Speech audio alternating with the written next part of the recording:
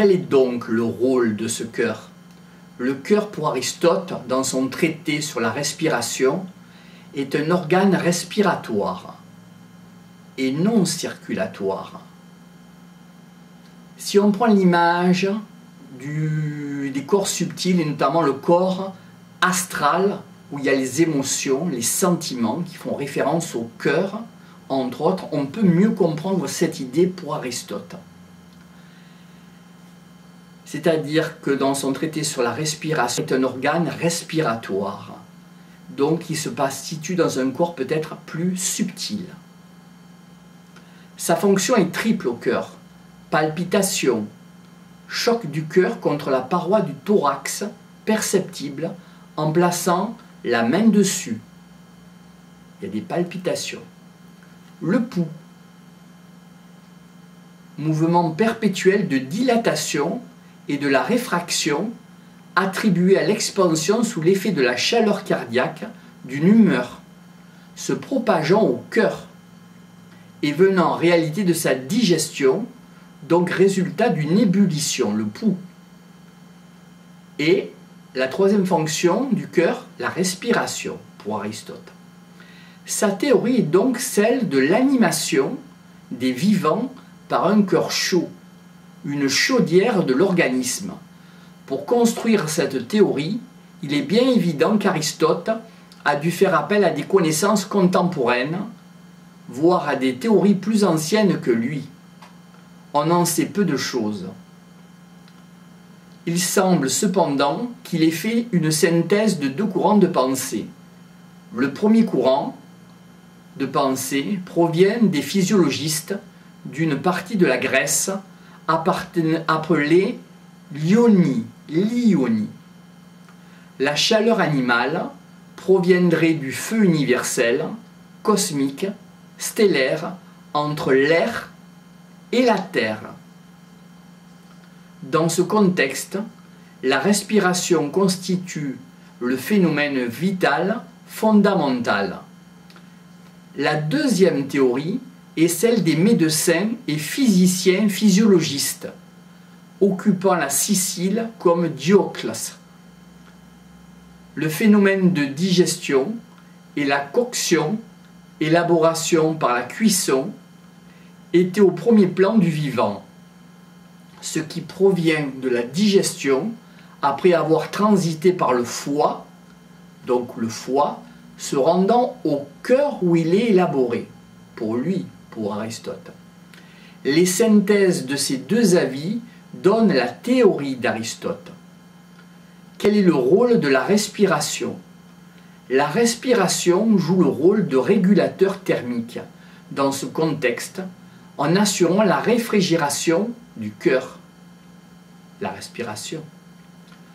Dans ce rôle, les poumons ont donc un peu la place de l'antagoniste du cœur. Poumon, antagonisme, cœur. Ce poumon est secondé par le cerveau qui, pour Aristote, est une espèce d'éponge humide aidant les humains à refroidir ce qui sort du cœur. On est bien loin de ce que nous imaginons comme explication au mouvement et encore bien loin de l'idée de réflexe.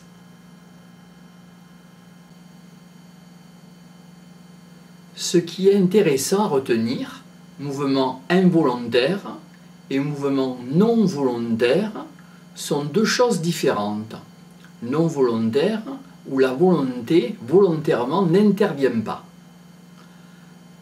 Le mouvement involontaire n'intervient jamais, tandis que le mouvement non volontaire apparaît de temps en temps, par une absence de volonté volontaire.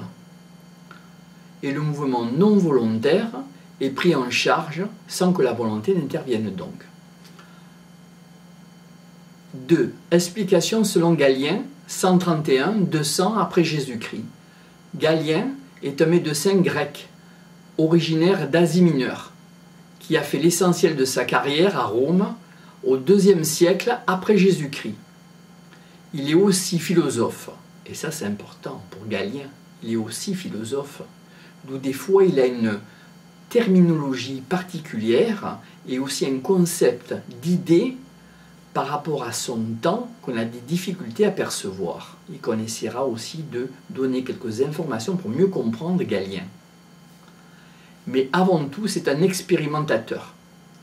Galien a pratiqué de nombreuses dissections d'animaux et en particulier des vivisections, ce qu'il décrit de l'intérieur des corps et qu'il extrapole, alors cela nous prouve toutefois qu'il n'a jamais pratiqué la dissection systématique de cadavres humains. Galien était le médecin des gladiateurs, ce qui lui a probablement beaucoup servi. À l'occasion de plaies pénétrantes, il pouvait voir l'intérieur des corps humains, Galien, et en particulier chez des gens encore vivants. À partir de ces constatations proposées par Galien, il va identifier le muscle comme organe du mouvement volontaire. Galien localise également l'origine fonctionnelle de ce mouvement dans le cerveau. En effet, Galien a très justement remarqué que les nerfs ont leur origine anatomique dans le cerveau. Il bénéficie des connaissances anatomiques accumulées avant lui, Galien, par des grands médecins grecs, exerçant essentiellement en Égypte au IIIe siècle avant Jésus-Christ, comme Hérophile et Érasistrate. Ceux-ci, égyptiens, au contraire de Galien, ont pratiqué des dissections de cadavres humains, ce qui était plus facile à l'époque en Égypte, grâce à des rites qui consistaient à embaumer les cadavres.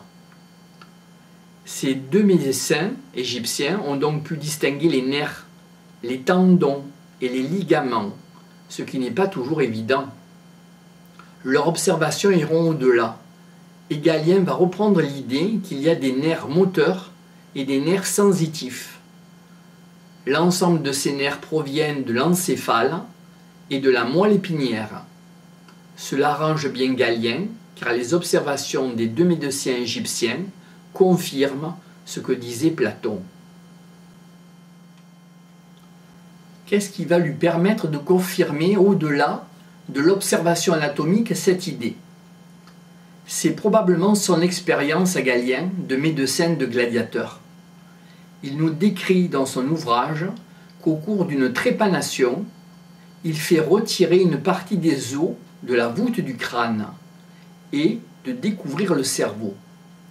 Si on comprime le cerveau avec un instrument qui ne le laisse plat et qui simplement le repousse, on prive le patient de sentiments et du mouvement volontaire. C'est donc bien dans ce cas que le cerveau qu'on retrouve ces facteurs importants, sentiments et mouvements volontaires, où intervient la volonté. La deuxième constatation provient de l'expérimentation sur l'animal. La section de la moelle épinière va entraîner la destruction de la sensibilité et des mouvements dans les parties du corps en dessous de la section.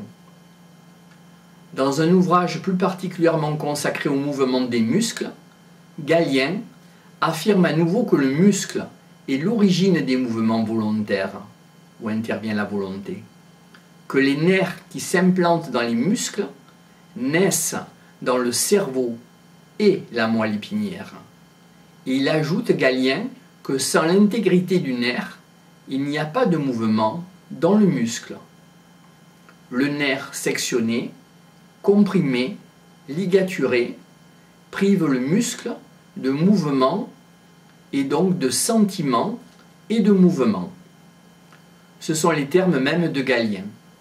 Ceci est fondamental car ça va conditionner une manière de penser les choses. Pendant des siècles, on va interpréter le résultat de cette expérience en disant que le nerf a la structure, mais aussi les fonctions d'un tuyau conduisant vers le muscle un fluide dont la ligature interrompt l'influx. Les nerfs sont comme des ruisseaux qui conduisent nos muscles à partir du cerveau qui en est la source. Qu'est-ce qu'apporte le premier livre sur les mouvements des muscles de Galien? le deuxième livre pose la problématique du mouvement volontaire et du mouvement involontaire. Quelles sont les caractéristiques pour Galien du mouvement volontaire, où intervient la volonté? Pour pouvoir arrêter ce que l'on a fait quand il plaît et que l'on ne faisait pas, le faire arrêter quand cela nous plaît et commencer quand on en a envie, pouvoir ralentir ou accélérer, rendre plus fréquent, plus rare ce que l'on fait. Par exemple, on peut modifier la vitesse et la vitesse des sons de son pas, mais pas le mouvement du cœur et des artères. Ces mouvements relèvent de la nature et non pas de l'âme et de l'esprit entre autres. Ce ne sont donc pas des mouvements volontaires. Au contraire, le mouvement des jambes peut être accéléré, retardé, arrêté, repris. Et tout cela est régi par la raison, entre autres par le corps mental, l'intellect. Comme Aristote, Galien rencontre donc le problème des mouvements non volontaires. Il est clair que certains mouvements apparaissent involontaires, où n'intervient pas la volonté, comme la respiration, la veille, l'état de veille, ou aussi marcher au radar peut-être, et aussi le sommeil qui prépare au rêve. Il est clair donc que certains mouvements apparemment involontaires, comme cette respiration, la veille et le sommeil, sont dominés parfois par la volonté. La raison pour laquelle nous n'appliquons pas toujours notre esprit à la plupart des actions volontaires reste un peu obscure. C'est là-dedans que réside l'explication de Galien.